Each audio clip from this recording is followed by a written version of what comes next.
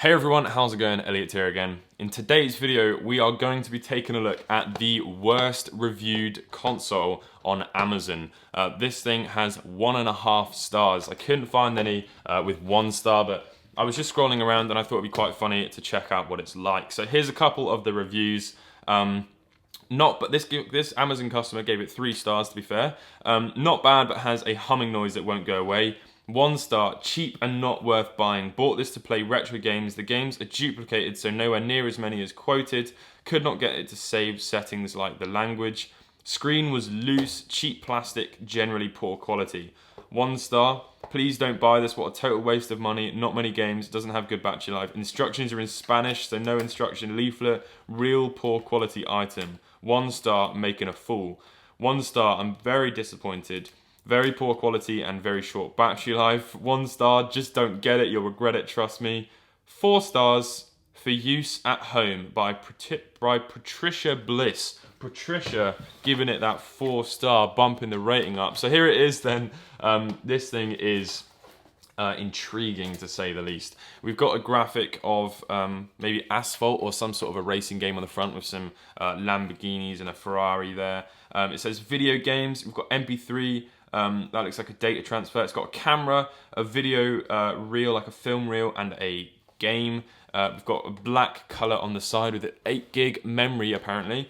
Exactly the same on the back. 26 national languages supported. Hell yeah, that's always a good feature to advertise. If it doesn't have a multi-language function, then is it even a modern console? Inside this incredibly cheap cardboard box is this console. One thing I did completely forget to do is mention the price of this thing. I paid £25 for it. £25. That is quite a lot of money.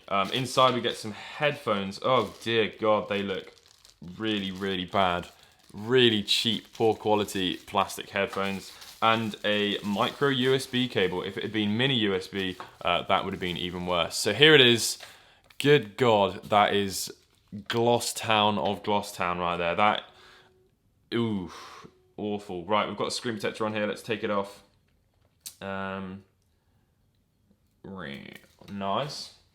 Okay, so it's clearly been made. Oh, we're not even going to get any focus on this camera, I don't think. It's clearly been made to look like the PS Vita, which is pretty obvious. Actually got like the same sort of graphics of the PS Vita on the back of the action buttons, which is quite weird. We've got 2 big speakers, which are on the back as well. We've got a little camera up there, which is interesting. On the top, we've got headphones, TV out, which didn't actually come with a TV out cable.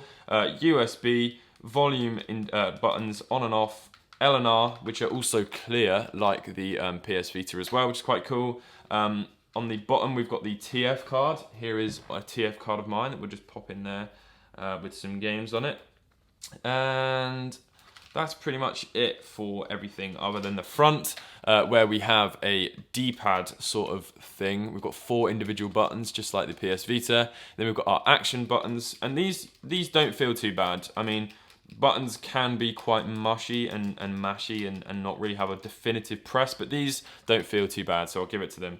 Start and select are micro switched, as well as the escape button, and the joysticks. Oh God. Let's take a look at this £25, oh hello, £25 worst rated reviewed console on Amazon. Oh hello, straight into the action. Here we go then. So we have a bunch of games and they're sort of in like bubbles, similar to the PS Vita actually, if you've got one, if you've seen that before. We've got a bunch of games here. Some of them look like NES games. We've got a Game Boy Advance game on the side. We've got music, photo, video. I mean, none of you are really going to care about any of this sort of stuff, but let's take a look at the camera and see what that is like. Ooh.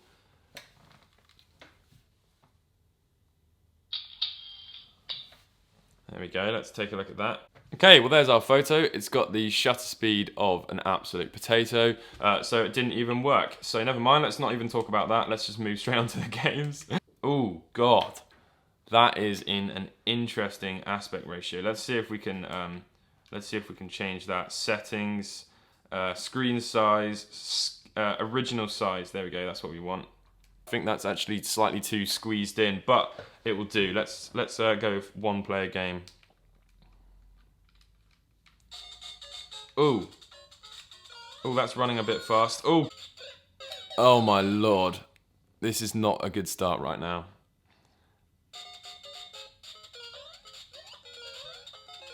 There's no screen tear though. Fair play to him. Oh, I died again. Right, it's painful. We're not going to play that game. It's way too fast. NES games, clearly not great. Although this is just a preloaded one. Maybe your own ROMs might be better.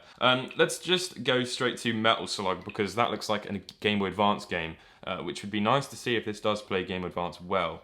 This looks very good so far. Are we actually... Is this good? Is this a good console? £25? Hello? £25 is cheaper than the LDK and the Pocket Go. Have we been lied to by Amazon customer people who maybe bought this thinking it was a PS Vita? Can you see screen tear? I can't see screen tear.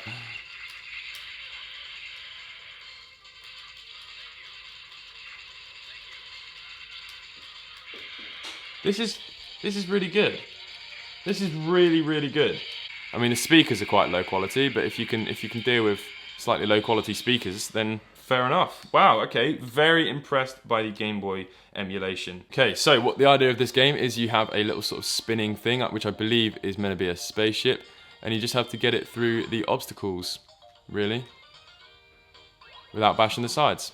There we go, very nice game. This is working really, really well. I'm super, super surprised by it. It looks like we've got stereo sound as well. We've got stereo sound coming out of the back, which is really good. There is a bunch of GBA games on here. Literally all of these are GBA games. It looks like it's got pretty much every GBA game made. That might be wrong though, but there's 10,000 games on here apparently. Okay, it may actually be repeating some of these games, to be fair. Yeah, so here we go, Sonic Advance. The colours look great. It's probably not going to pick that up on my camera, but looks really, really good. I'm really, really impressed. The viewing angle on this thing isn't fantastic, but to be honest, any of the cheaper handhelds, the viewing angles of the cheap IPS screens are never really look very good at all, to be honest with you. Or TFT screens, whatever this could be.